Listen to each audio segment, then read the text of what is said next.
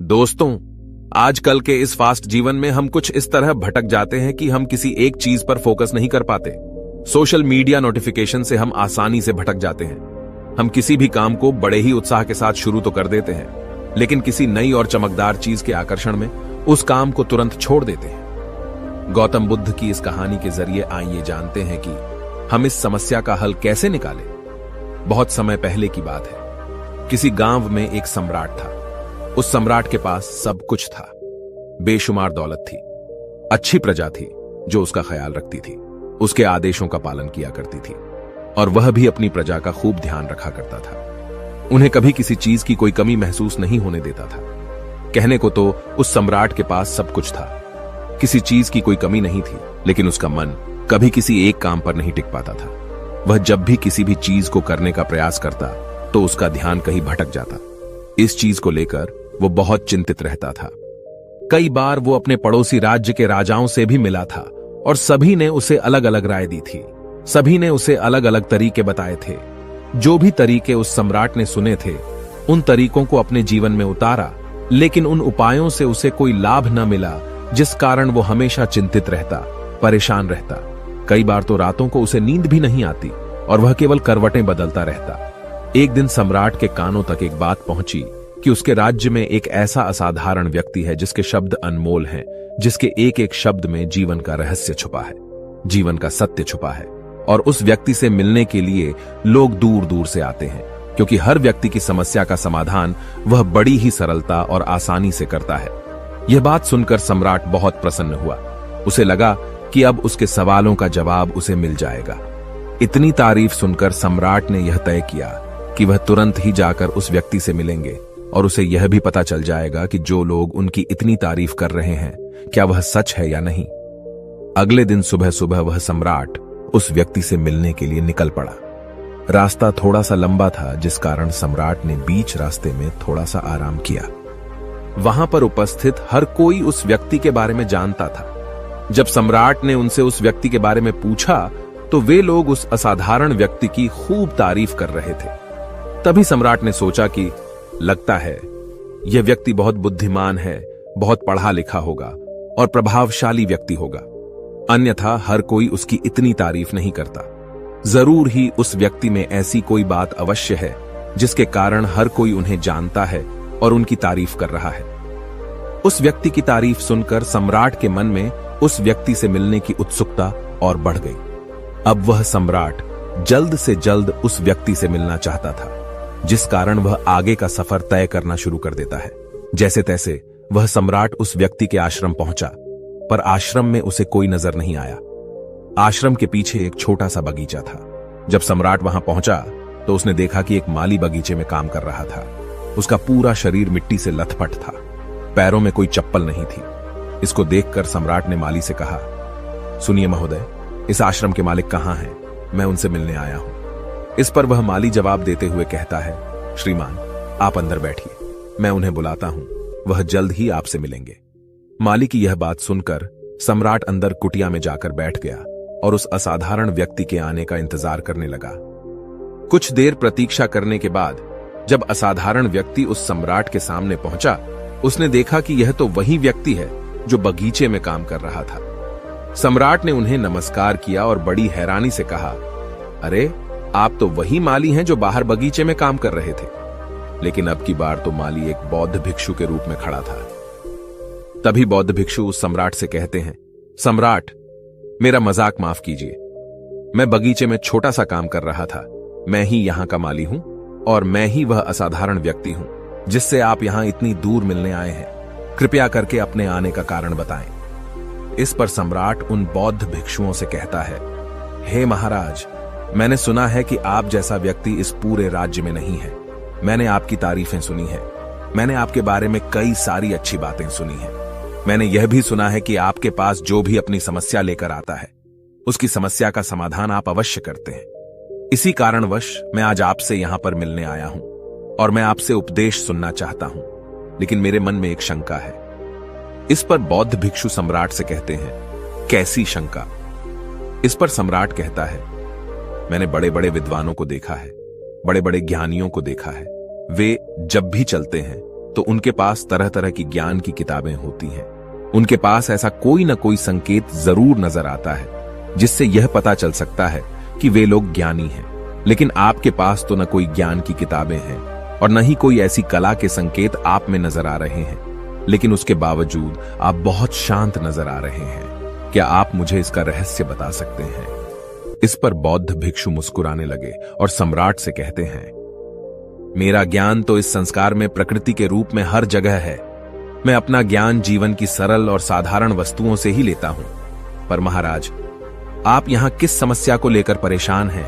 कृपया आप मुझे आपके यहां आने का कारण समझाएं। इस पर सम्राट कहते हैं, हे गुरुवर, मेरे यहां आने का कारण यह है कि मैं किसी भी काम को लेकर लंबे समय तक उसी कार्य पर अपना ध्यान नहीं लगा पाता।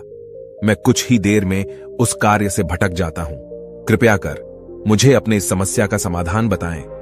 मैं इस बात से काफी चिंतित हूं। बौद्ध भिक्षु ने सम्राट की चिंता को समझकर कहा, महाराज, आपकी समस्या मुझे समझ आ गई है। आप जिस कार्य पर ध्यान नहीं लगा पा रहे हैं उसके लिए मैं आपको एक उपाय बता सकता हूं, लेकिन आज आपको थोड़ी देर हो चुकी है। आप मुझे कल सुबह मिलिएगा। कल सुबह का समय ठीक रहेगा। कल सुबह जब आप मुझसे मिलेंगे तो मैं आपके सभी सवालों का जवाब आपको दे दूंगा। यह कहकर बौद्ध भिक्षु वापस अपने बगीचे में लौट गए और वह सम्राट भी वापस अपने महल लौट गया। लेकिन सम्राट को रात भर नींद नहीं आई। वह बस यही सोच में लगा था कि आखिर बौद्ध भिक्षु मुझे क्या बताने वाले हैं। वह तो मुझे एक साधारण से माली नजर आ रहे हैं, लेकिन जिस तरह से उनका मन शांत था, जिस तरह से वह शांत नजर आ रहे थे, यह बहुत आश्चर्य करने वाली बात है। रात भर सम्राट इन्हीं ख्यालों में खोया रहा। अगले दिन सुबह सूरज निकलने से ठीक पहले सम्राट उस आश्रम पर वापस पहुंचा। वहां पर बौद्ध भिक्षु पहले से ही उपस्थित थे। जैसे ही सम्राट वहां पहुंचा, उन बौद्ध भिक्षु ने एक पानी का छोटा सा जग उस सम्राट के हाथ में थमाते हुए कहते हैं, इसे लीजिए और पौधों पर धीरे धीरे पानी डालिए। और ऐसा करते करते यह आपके सामने पूरे 15 पौधे हैं। इन सभी पर आपको इसी प्रकार पानी डालते चले जाना है। लेकिन जब आप इस क्रिया को कर रहे होंगे तो उस वक्त मेरी एक बात का अवश्य ध्यान रखिएगा कि आपको इस दौरान कुछ और नहीं करना है, ना कुछ सोचना है और ना ही कहीं आपका ध्यान भटकना चाहिए। आप जब इन पौधों को पानी दे रहे होंगे तो आपका पूरा ध्यान केवल इन पौधों पर ही होना चाहिए। यदि इस बीच आपके मन में कोई विचार आए तो वहीं पर रुक जाइएगा और फिर दोबारा से पहले पौधे से पानी डालना शुरू कीजिएगा। और जब आप मेरी बात मानकर ठीक इसी प्रकार इन सभी 15 पौधों को पानी दे देंगे, तब आप मेरे पास आइएगा और मैं आपके सभी सवालों का जवाब आपको दे दूंगा। उस सम्राट ने आज तक ऐसा कोई काम नहीं किया था और सम्राट को यह काम बहुत छोटा सा लग रहा था। सम्राट पहली बार ऐसा कोई काम करने जा रहा था। उस पानी के जग से पहले पौधे पर बड़ी ध्यानपूर्वक पानी दिया और फिर दूसरे पौधे की ओर आगे बढ़ा। दूसरे पौधे पर भी उसने बड़े ध्यानपूर्वक पानी दिया। फिर उसने तीसरे पौधे पर पानी देना शुरू किया ही था कि उसके मन में तरह तरह के विचार उत्पन्न होने लगे।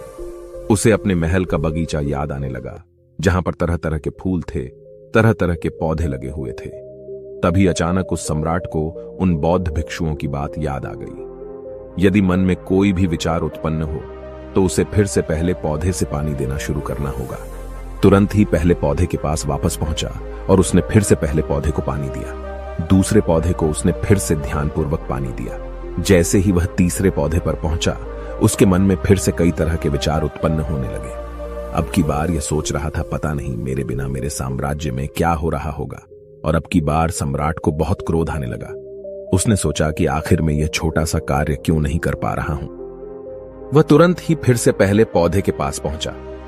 उसने अब की बार बड़ी ध्यानपूर्वक पहले पौधे को पानी दिया, दूसरे पौधे को भी बड़े ध्यानपूर्वक पानी दिया। ऐसे करते करते अब की बार सम्राट करीबन 5 पौधों में बहुत ही ध्यानपूर्वक पानी दे चुका था।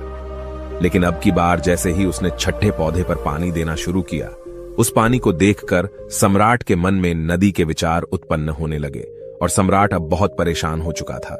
जितनी बार वह पौधों को पानी देने का प्रयास करता, हर बार वह असफल हो जाता। उसका मन उतना ही ज्यादा व्याकुल होता जाता और वह खुद पर क्रोधित हो जाता। सम्राट यह बात बहुत अच्छी तरह से जानता था कि वह भिक्षु उसकी परीक्षा ले रहे हैं। वह बहुत बुद्धिमान था, इस कारण उसने उन बौद्ध भिक्षुओं के सभी नियमों का पालन करना जरूरी समझा। सम्राट जितनी बार भी कोशिश करता, हर बार वह असफल हो जाता। उसका मन उतना ही ज्यादा व्याकुल होता जाता, हमेशा खुद को किसी न किसी विचार में उलझा हुआ पाता।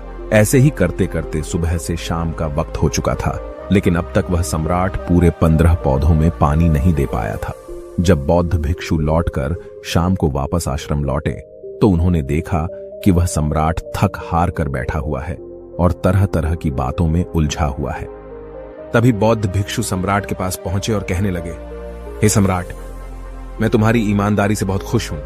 तुमने अपने कार्य को पूरे मन और लगन के साथ करने का पूरा प्रयास किया, इसलिए जो बात मैं तुम्हें बताने जा रहा हूं उसे बड़ी ही ध्यानपूर्वक सुनना और समझने का प्रयास करना। जब हमारा मन विचारों से खाली हो जाता है तब उसमें मन का असली स्वरूप नजर आता है।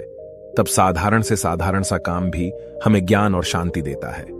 इस पर सम्राट उन बौद्ध भिक्षुओं से कहता है, हे महाराज, पर यह कैसे संभव है? मैं तो जब भी कोई कार्य करता हूं तो मन में कई तरह के विचार उत्पन्न होते हैं और मैं उन विचारों में फंस कर रह जाता हूं और वहां से बाहर निकलने का कोई रास्ता मुझे नजर नहीं आता। तभी बौद्ध भिक्षु मुस्कुराने लगे और सम्राट से कहते हैं, हे सम्राट, तुम पौधों में पानी नहीं डाल रहे थे, तुम तो जल्दी जल्दी अपने इस कार्य को बस खत्म करना चाहते थे। तुम्हारे मन में तो यह विचार उत्पन्न हो रहा था कि तुम जल्दी से जल्दी इन 15 पौधों में पानी दे दो और उसके बाद तुम मुझसे मिल सको, मुझसे अपने प्रश्नों का उत्तर जान सको। किसी कारणवश यह कार्य तुम्हें बोझ सा प्रतीत हो रहा था, मानो मैंने तुम्हारे कंधों पर एक बड़ा बोझ रख दिया हो, और यही कारण है कि तुम अपने आप को इस पल में रोक नहीं पाए। जब हमारे सामने पड़ा हुआ कार्य बोझ लगता है तो हम उसे बस जैसे तैसे खत्म करना चाहते हैं और उस काम को करते समय हम अपना पूरा ध्यान उस कार्य पर नहीं दे पाते। किंतु अगर तुम इस पल की महत्व को समझ पाते, इसके महत्व को महत्व दे पाते और केवल पौधों और पानी पर ध्यान देते, तो तुम्हें कोई भी विचार परेशान नहीं कर पाते। इस पर सम्राट कहता है, हे महाराज, मुझे आपकी यह बात समझ में आ रही है कि मैं जल्दी जल्दी इस कार्य को खत्म करके आपसे मिलना चाहता था, जिस कारण मेरा मन इस कार्य में पूरी तरह से नहीं लग सका। लेकिन यह एक पल है जो हम जी रहे हैं, उस पल में रहना बहुत कठिन है। क्या मुझे इसके लिए कोई तपस्या या तप करना पड़ेगा?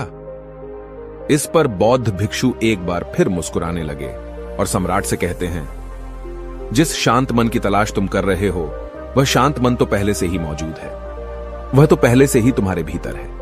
इसके लिए तुम्हें कहीं भी जाने की कोई आवश्यकता नहीं है और न ही तुम्हें कहीं शांत जगह जाने की आवश्यकता है। इसके लिए कुछ जरूरी है तो वह है अपनी सांसों पर ध्यान देना। इसलिए अपनी सांसों पर ध्यान देना सीखो। हम किस तरह से सांसें ले रहे हैं और किस तरह से छोड़ रहे हैं, इस बात को देखने और समझने का प्रयास करो। तब तुम्हें यह समझ में आ जाएगा कि तुम्हारा शांत मन तो तुम्हारी सांसों के साथ ही बना हुआ है। उसके बाद तुम चाहो तो कोई भी कार्य करते वक्त भी अपनी सांसों पर ध्यान दे सकते हो। जब तुम कहीं चल रहे हो, कहीं दौड़ रहे हो, कोई ऐसा कार्य कर रहे हो, तो तुम्हें अपनी सांसों पर ध्यान देना चाहिए। या कोई भी ऐसी क्रिया जो तुम्हें वर्तमान से जोड़े रखे। इसका एक और तरीका है, 2-4 मिनट अपने आसपास के प्रकृति पर गौर करो। देखो कि क्या चल रहा है तुम्हारे आसपास। इससे तुम वर्तमान में आ जाओगे। फिर तुम अपने कार्य को जल्दी जल्दी बस यूं ही खत्म नहीं करके उसे पूरे मन से करने का प्रयास करो, जिससे तुम्हारा मन एकाग्र होगा। और जब तुम्हारा मन एकाग्र होगा तो तुम चाहे कोई भी कार्य क्यों न करो, फिर चाहे वह छोटा हो या बड़ा, तुम्हारा मन उसमें पूरी तरह से विलीन हो जाएगा और वह कार्य ही तुम्हें शांति और ज्ञान भी प्रदान करेगा। ऐसे समय पर हमारे मन में किसी प्रकार के कोई विचार उत्पन्न नहीं हो पाते, और जब हम ऐसा करते हैं तो कर्ता और कर्म एक हो जाते हैं और हमारे भीतर की जो शांति है वह प्रकट होने लगती है। हम उसमें मग्न हो जाते हैं। इसे तुम चाहे तो आनंद कह सकते हो या फिर वर्तमान में जीना कह सकते हो, और यह अवस्था बड़ी सरलता से प्राप्त भी कर सकते हो। बस तुम्हें केवल अभ्यास करना होगा। बौद्ध भिक्षु सम्राट से कहते हैं, जो मन मुश्किलों में शांत रहता है, मुश्किलों से भागता नहीं है, केवल सचेत रहता है, वह मन हर परेशानी को पार कर सकता है, हर दुविधा से बाहर निकल सकता है। सम्राट को उन बौद्ध भिक्षुओं की यह सारी बातें समझ में आ चुकी थी। उसने उन बौद्ध भिक्षुओं को प्रणाम किया और वहां से वापस वह अपने राजमहल लौट आया। उसने अपनी सांसों पर ध्यान देना शुरू किया और धीरे धीरे इस निरंतर अभ्यास के कारण वह अपने हर कार्य को ध्यान और मन लगाकर किया करता था, जिससे उसे असीम शांति मिलती थी और वह छोटे छोटे कार्यों से भी बड़ा से बड़ा ज्ञान प्राप्त कर लेता था। इसलिए दोस्तों, कभी किसी कार्य को बोझ मानकर मत कीजिए। क्योंकि यदि आप उसे बोझ मानेंगे तो जल्दी जल्दी उसे आप अपने ऊपर से उतारने का प्रयास करेंगे, अर्थात उसे जल्दी जल्दी खत्म करने का प्रयास करेंगे। लेकिन इस प्रयास के दौरान आप जो भी कार्य करेंगे वह पूरे मन और लगन से नहीं हो पाएगा, और ऐसे में आप उस कार्य को जो अंजाम देना चाहते हैं, हो सकता है कि आप उसे अंजाम भी न दे सकें, और इसी कारणवश आपके मन में तनाव भी पैदा हो जाता है। हम चिंतित रहने लगते हैं, परेशान रहने लगते हैं, क्योंकि जो अंजाम हम उस कार्य को देना चाहते थे, अंजाम हम उस कार्य को न दे सकें। और हम में से अधिकांश लोग यही गलतियां करते हैं। जब उन्हें कोई कार्य सौंपा जाता है तो वह उस कार्य को करने का प्रयास तो करते हैं, लेकिन वह चाहते हैं कि वह कार्य कितनी जल्दी खत्म हो जाए, और वह उस कार्य को करते वक्त अपने आप को वहां नहीं रख पाते, बल्कि उनका मन तो कहीं और ही भटकता रहता है, जिससे हमारा मन हम पर हावी होने लगता है, हमें तरह तरह के विचार दिखाता है, और हम उन विचारों में डूबते चले जाते हैं, हम उन विचारों में फंसते चले जाते हैं, और फिर वहां से हमें निकलने का कोई रास्ता नजर नहीं आता, जिससे हमारे मन में तनाव पैदा होने लगता है।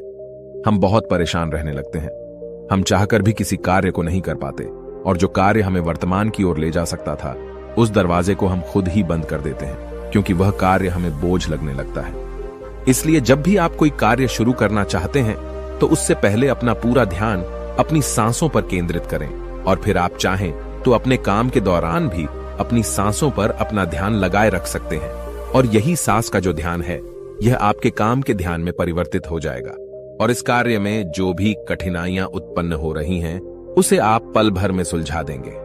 फिर चाहे कैसी भी विपरीत परिस्थितियां आपके सामने क्यों ना आ जाए, आप उस कार्य को पूरे मन और लगन के साथ पूरा करके ही रहेंगे। दोस्तों, उम्मीद है कि आपने आज के इस वीडियो से जरूर कुछ न कुछ सीखा होगा, तो इस वीडियो को अपने दोस्तों के साथ शेयर करना ना भूलें। और अगर आप ऐसी ही गौतम बुद्ध की कहानियों को लिखित रूप में पसंद करते हैं तो बोधि इंस्पायर्ड की मेंबरशिप ज्वाइन करिए। हम ऐसी कहानियां अपने मेंबर्स को रिटन फॉर्मेट में देते हैं। हमें ऐसे ही सपोर्ट करने के लिए चैनल को सब्सक्राइब भी जरूर करिए। तो चलिए मिलते ऐसे और वीडियो में, तब तक के लिए अपना ख्याल रखें। धन्यवाद। नमो बुद्धाय।